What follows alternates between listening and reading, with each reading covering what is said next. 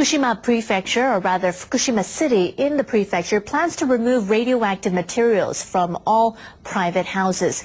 The move was decided after high levels of radiation were detected in some areas.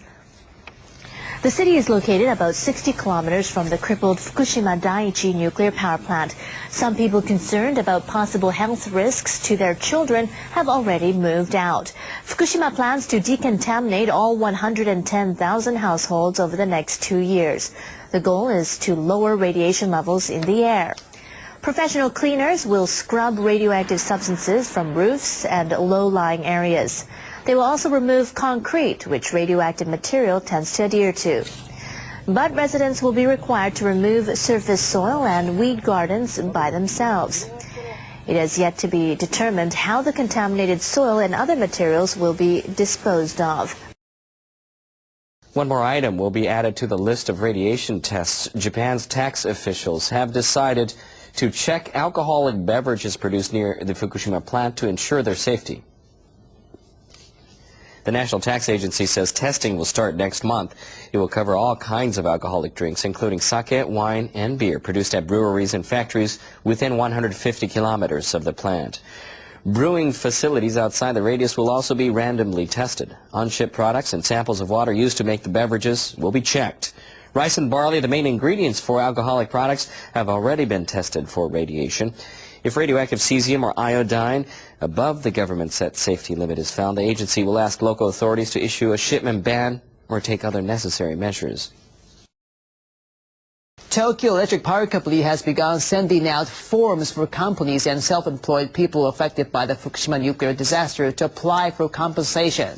Similar forms have already been mailed to individual evacuees, but TEPCO has come under fire for making the procedure unduly complicated. A legal team was set up last month to help people affected by the crisis at the Fukushima Daiichi nuclear power plant. Since the volunteer lawyers started this counseling service last month, they have received about 400 inquiries. Many were complaints that the forms sent out by TEPCO were too complicated. Other applicants say they are dissatisfied with the utilities' compensation terms. The company sent out some 7,000 forms on Tuesday. The legal team says the utility payment terms are negotiable, and if applicants are unhappy with the offer they are given, they can take their case to a government organization that will mediate compensation disputes. TEPCO has not explained that victims can take their case to the government organization that's been set up to settle disputes. We want people to understand they can demand the amount of compensation they think they are due and take alternative action. Meanwhile, an executive responsible for the compensation has told NHK that TEPCO will address complaints about the complexity of the application process.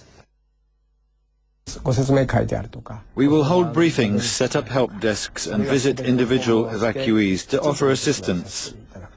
We are now preparing supplementary materials that will help people find the relevant pages. These materials must be provided in the next couple of weeks, so we will finish preparing these as soon as possible. Japan's government is going to toughen up its computer security systems to keep hackers out. The recent cyber attack on the country's leading defense and nuclear equipment maker prompted the action. Hackers targeted production websites for Mitsubishi Heavy Industries, defense and nuclear power-related products. So the infected servers are found to automatically connect to international sites. That made police suspect data theft as the motive. Japan's chief cabinet secretary says the government's information security panel will meet next week to strengthen anti-cyber attack measures. The government has been working to improve the level of information security in all of its offices, but this recent case prompted us to implement stronger measures.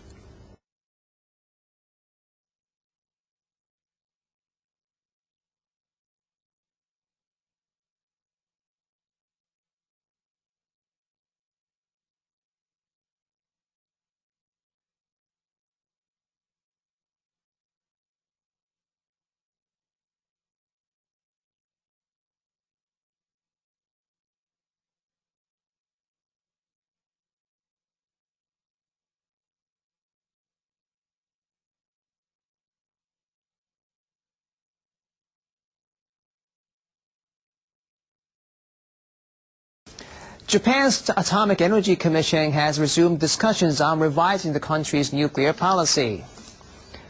Work to revise the policy started last December but was suspended after the Fukushima accident. Following the disaster, the Commission added members who are experts on safety and take a tough stance on nuclear power. 皆様のご意見を伺いつつ、そうしたものを取りまとめていくということもまた大切に行うべしと決意いたしまして、今日からこの会議を再開させていただいたと。Some Commission members called for shutting down all of Japan's nuclear plants and promoting alternate energy sources. Others say it's too early to determine long-term nuclear policy as the Fukushima plant remains out of control. Members advocating nuclear power noted that resource-poor Japan must aim for a realistic energy policy. The policy on nuclear power use, research and development was drawn up in 1956 and has been revised about every 5 years.